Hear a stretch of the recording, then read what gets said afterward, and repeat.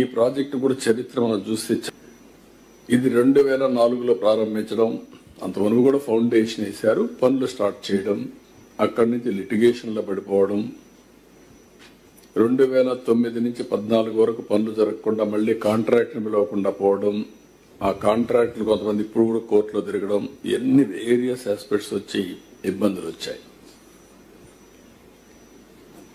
ఏదైతే విభజన చట్టంలో పోలవరాన్ని ఒక నేషనల్ ప్రాజెక్టుగా పెట్టినప్పుడు ఈ ప్రాజెక్టు చేయగలుగుతామనే ఒక ధీమా ధైర్యం వచ్చి అక్కడి నుంచి మనం ముందుకు పోయే పరిస్థితికి వచ్చాం. అయితే ఇక్కడ కూడా కీలకమైన మార్పు మీరు చూస్తే 2014 విభజన జరిగిన ఇమ్మీడియట్ గా అటు కేంద్రంలో గవర్నమెంట్ ఫామ్ చేయలేదు, ఇటు రాష్ట్రంలో గవర్నమెంట్ ఎన్నికలైనాయి. గవర్నమెంట్ ఫామ్ చేసే స్టేజ్లో 7 మండలాలు ఏవైతే ఉన్నాయో అవి తెలంగాణలో ఉంటే ప్రాజెక్టు పూర్తి కాదు, సమస్య పరిష్కారం కాదు. ఆ రోజు నాకు ఒక ఇంట్యూషన్, నేను ముఖ్యమంత్రి అయ్యాను, ఒక అనుభవం ఉంది. అనుభవం ఉన్నప్పుడు మొత్తం డీటెయిల్స్ తెప్పించుకొని చూస్తే అప్పటికి బైఫర్కేషన్ యాక్ట్లో గట్టిగా మాట్లాడడం అయినాయి. కానీ ఆ రోజు కదా మీరు ముందు పార్లమెంట్ పెట్టుకొని అక్కడ పాస్ చేసుకోమంటే అంత లోపల నోటిఫికేషన్ అయిపోతుంది. There is a dead line June 2 రెండు రాష్ట్రాలు ఏర్పడడానికి. June 2 వస్తే ఆటోమేటిక్గా రెండు రాష్ట్రాలు మళ్ళీ బిల్ పాస్ చేయాలి, తర్వాతనే కేంద్ర రూల్ వస్తుంది. అలాంటి సమయంలో 7 మండలాలు ఆంధ్రప్రదేశ్ రాష్ట్రానికి ఇవ్వడం ఈ ప్రాజెక్టు పూర్తి చేయడానికి దోహదం చేసింది. కేంద్రం మీరు ఒకసారి చూస్తే చాలా కోఆపరేట్ చేశారు, ఆ రోజు చేశారు, ఈ రోజు చేశారు.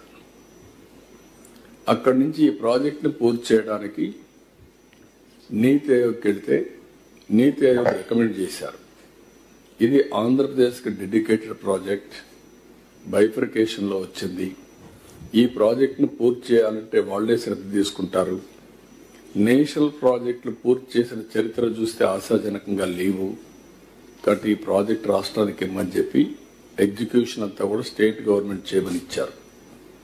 దాంతో మీరు చూస్తే 73% పూర్తి చేశాం.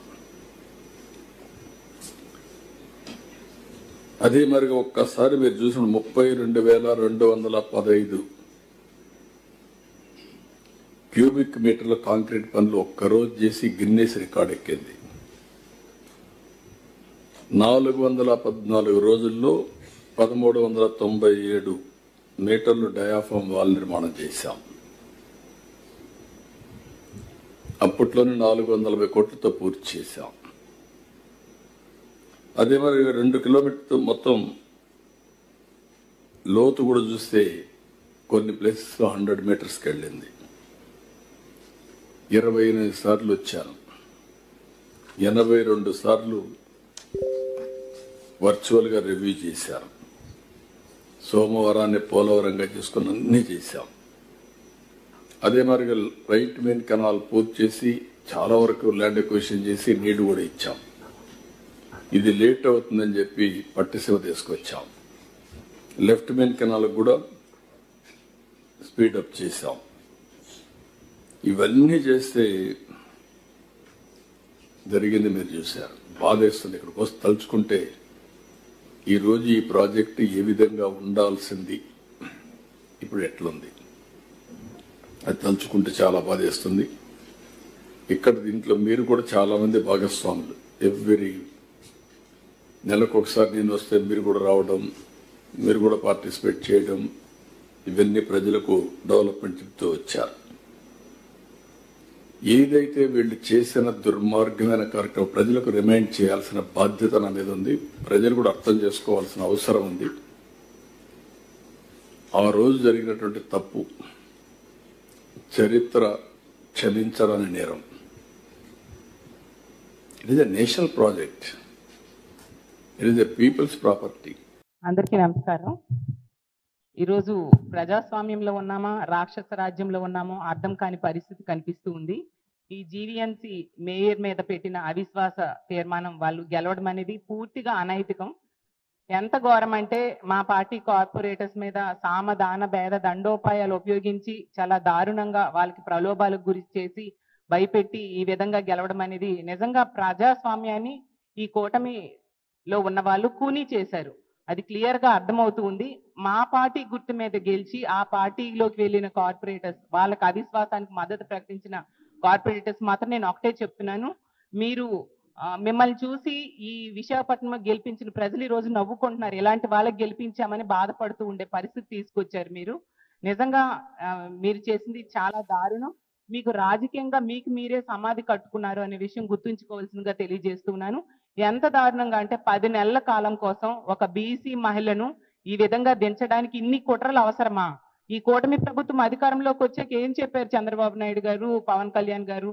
వీళ్ళందరూ ఏం చెప్పారంటే మేము ఎదుటి పార్టీ వాళ్ళని తీసుకోము, తీసుకున్నా వాళ్ళతో రిజైన్ చేయించి ఎలక్షన్ పెట్టి గెలిపిస్తాము అని చెప్పారు. ఏవి ఆ మాటలు?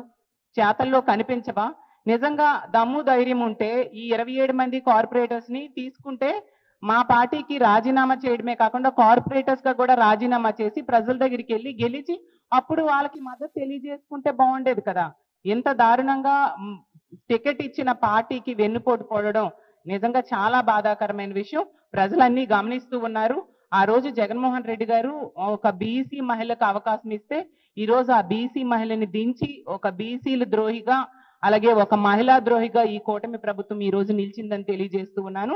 ఖచ్చితంగా ఎవరు ఎన్ని కుట్రలు కుతంత్రాలు పనినా కూడా మా వైఎస్ఆర్ కాంగ్రెస్ పార్టీ ఎప్పుడు కూడా ప్రజల తరపున నిలబడే పార్టీ. అధికారంలో ఉన్నా అధికారంలో లేకపోయినా కూడా ప్రజల అండతో ప్రజల తరపున పోరాటం చేస్తూ వాళ్ళకు మద్దతుగా నిలిచే పార్టీ. మీరు ఇలాంటివి ఎన్ని చేసినా కూడా మీకు ఎన్నికల్లో 164 సీట్లు ఇచ్చారు ప్రజలు. ఇంకా మీకు సరిపోదా? ఇంకా ఎవరు ప్రశ్నిస్తే వాళ్ళందరినీ కూడా లాక్కోవడానికి ప్రయత్నించడం ఎంతవరకు సమంజసం? ప్రజలన్నీ గమనిస్తూ ఉన్నారు. రానున్న రోజుల్లో మీకు బుద్ధి చెప్పడానికి ప్రజలు సిద్ధంగా ఉన్నారని తెలియజేస్తూ ఉన్నాను. మేము విప్ జారీ చేశాము. ఖచ్చితంగా వీళ్ళకి పనిష్మెంట్ అనేది ఉంటుందని తెలియజేస్తూ ఉన్నాను. Thank you. అందరికీ నమస్కారం. ఈరోజు ప్రజాస్వామ్యంలో ఉన్నామా రాక్షస రాజ్యంలో ఉన్నామో అర్థం కాని పరిస్థితి కనిపిస్తూ ఉంది. ఈ జీవీఎంసీ మేయర్ మీద పెట్టిన అవిశ్వాస తీర్మానం వాళ్ళు గెలవడం అనేది పూర్తిగా అనైతికం. ఎంత ఘోరం అంటే మా పార్టీ కార్పొరేటర్స్ మీద సామదాన భేద దండోపాయాలు ఉపయోగించి చాలా దారుణంగా వాళ్ళకి ప్రలోభాలకు గురి చేసి భయపెట్టి ఈ విధంగా గెలవడం అనేది నిజంగా ప్రజాస్వామ్యాన్ని ఈ కూటమిలో ఉన్న వాళ్ళు కూనీ చేశారు. అది క్లియర్ గా అర్థమవుతూ ఉంది. మా పార్టీ గుర్తు మీద గెలిచి ఆ పార్టీలోకి వెళ్ళిన కార్పొరేటర్స్ వాళ్ళకి అవిశ్వాసానికి మద్దతు ప్రకటించిన కార్పొరేటర్స్ మాత్రం నేను ఒకటే చెప్తున్నాను, మీరు మిమ్మల్ని చూసి ఈ విశాఖపట్నం గెలిపించిన ప్రజలు ఈ రోజు నవ్వుకుంటున్నారు. ఇలాంటి వాళ్ళకి గెలిపించామని బాధపడుతూ ఉండే పరిస్థితి తీసుకొచ్చారు మీరు. నిజంగా మీరు చేసింది చాలా దారుణం. మీకు రాజకీయంగా మీకు మీరే సమాధి కట్టుకున్నారు అనే విషయం గుర్తుంచుకోవాల్సిందిగా తెలియజేస్తున్నాను. ఎంత దారుణంగా అంటే 10 నెలల కాలం కోసం ఒక బీసీ మహిళను ఈ విధంగా దించడానికి ఇన్ని కుట్రలు అవసరమా? ఈ కూటమి ప్రభుత్వం అధికారంలోకి వచ్చాక ఏం చెప్పారు చంద్రబాబు నాయుడు గారు, పవన్ కళ్యాణ్ గారు? వీళ్ళందరూ ఏం చెప్పారంటే మేము ఎదుటి పార్టీ వాళ్ళని తీసుకోము, తీసుకున్నా వాళ్ళతో రిజైన్ చేయించి ఎలక్షన్ పెట్టి గెలిపిస్తాము అని చెప్పారు. ఏవి ఆ మాటలు? చేతల్లో కనిపించవా? నిజంగా దమ్ము ధైర్యం ఉంటే ఈ 27 మంది కార్పొరేటర్స్ ని తీసుకుంటే మా పార్టీకి రాజీనామా చేయడమే కాకుండా కార్పొరేటర్స్ గా కూడా రాజీనామా చేసి ప్రజల దగ్గరికి వెళ్ళి గెలిచి అప్పుడు వాళ్ళకి మద్దతు తెలియజేసుకుంటే బాగుండేది కదా. ఇంత దారుణంగా టికెట్ ఇచ్చిన పార్టీకి వెన్నుపోటు పోవడం నిజంగా చాలా బాధాకరమైన విషయం. ప్రజలన్నీ గమనిస్తూ ఉన్నారు. ఆ రోజు జగన్మోహన్ రెడ్డి గారు ఒక బీసీ మహిళకు అవకాశం ఇస్తే ఈ రోజు ఆ బీసీ మహిళని దించి ఒక బీసీల ద్రోహిగా అలాగే ఒక మహిళా ద్రోహిగా ఈ కూటమి ప్రభుత్వం ఈ రోజు నిలిచిందని తెలియజేస్తూ ఉన్నాను. ఖచ్చితంగా ఎవరు ఎన్ని కుట్రలు కుతంత్రాలు పనినా కూడా మా వైఎస్ఆర్ కాంగ్రెస్ పార్టీ ఎప్పుడు కూడా ప్రజల తరపున నిలబడే పార్టీ. అధికారంలో ఉన్నా అధికారంలో లేకపోయినా కూడా ప్రజల అండతో ప్రజల తరపున పోరాటం చేస్తూ వాళ్ళకు మద్దతుగా నిలిచే పార్టీ. మీరు ఇలాంటివి ఎన్ని చేసినా కూడా మీకు ఎన్నికల్లో 164 సీట్లు ఇచ్చారు ప్రజలు. ఇంకా మీకు సరిపోదా? ఇంకా ఎవరు ప్రశ్నిస్తే వాళ్ళందరినీ కూడా లాక్కోవడానికి ప్రయత్నించడం ఎంతవరకు సమంజసం? ప్రజలన్నీ గమనిస్తూ ఉన్నారు. రానున్న రోజుల్లో మీకు బుద్ధి చెప్పడానికి ప్రజలు సిద్ధంగా ఉన్నారని తెలియజేస్తూ ఉన్నాను. మేము విప్ జారీ చేశాము. ఖచ్చితంగా వీళ్ళకి పనిష్మెంట్ అనేది ఉంటుందని తెలియజేస్తూ ఉన్నాను. Thank you.